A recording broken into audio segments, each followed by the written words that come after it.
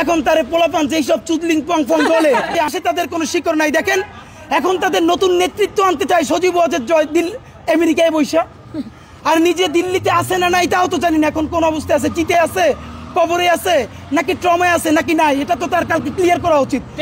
আমার ধারণা সে তো ভালো অবস্থায় নাই, কারণ যেই রিয়েকশন মেম্বার দেওয়ার কথা সেই রিয়েকশনও যে হাসিনা দিছে 15 বছর ধইরা, এখন তারে পোলাপান যেই সব চুদলিং পং পং বলে তার উচিত তো নারায় তাকবীর বলে গালি দেওয়া, কিন্তু সে দিতেছে না। এত ভালো তো এই বয়সে তার হওয়ার কথা না।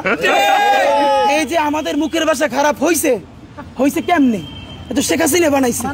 আমাদের এইখানে এমন পোলাপান আছে জীবনে একটা খারাপ কথা বলে নাই, জুলাইয়ের গণহত্যায় রক্ত দেখা মস্তিষ্ক উইরা যাওয়া দেখা এমন কোন জঘন্য ভাষা নাই সে শেখ হাসিনার ব্যাপারে প্রয়োগ করে নাই, কারণ গণহত্যাকারীর বিপরীতে মাজলুমের গালি হইল তার মহাকাব্য। বা এখন আবার কিছু বুদ্ধিজীবী দাঁড়াইছে, তোমরা গালি দাও, দিবি কি তাহলে চুমা, হাসিনের আইনে দেয় তাহলে চুমা দিয়ে বদমাইশ কোথাকার।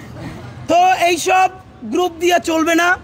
আপনাদেরকে স্পষ্ট জানাইতে চাই, আমেরিকান লবি বলুক, দিল্লির লবি বলুক, কোন লবিতে আমার 1400-র অধিক শহীদ তার রক্তের সাথে মুনাফিকি কইরা বাংলাদেশে হাসিনার বিচার করার আগে নির্বাচন অবশ্যই হওয়া লাগবে, কিন্তু তার আগে বিচার নিশ্চিত করতে হবে। আমাদেরকে বারবার সমঝোতা করানো হয়েছে গত 50 বছর ধইরা। এইখানে আমরা যারা আছি আমরা এখন পরিচিত হয়েছি। হয়তো এমন হইতে পারে এই দেশে গণহত্যা নাইমে আসলে আমাদেরকেও কোনো একটা দেশ অ্যাম্বাসিতে জায়গা দিতে পারে, কিন্তু ভাবেন যে এই ভ্যানওয়ালা, সবজিওয়ালা, এই যে আমার পাশে এক ভাই আছে গুলি খাওয়া 4 তারিখে, একটা পা এখনো কৃত্রিম পা লাগানো।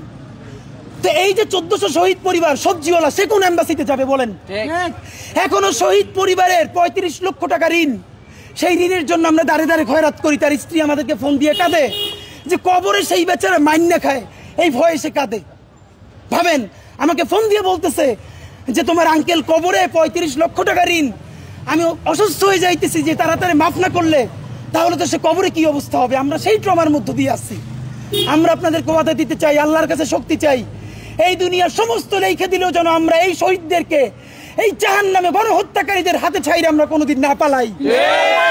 বন্ধুরা আমার, আগামীকালকে আন্তর্জাতিক অপরাধ ট্রাইব্যুনালে এই গণহত্যাকারী হাসিনার বিচারের রায় কবে হবে তার তারিখ বলা হবে।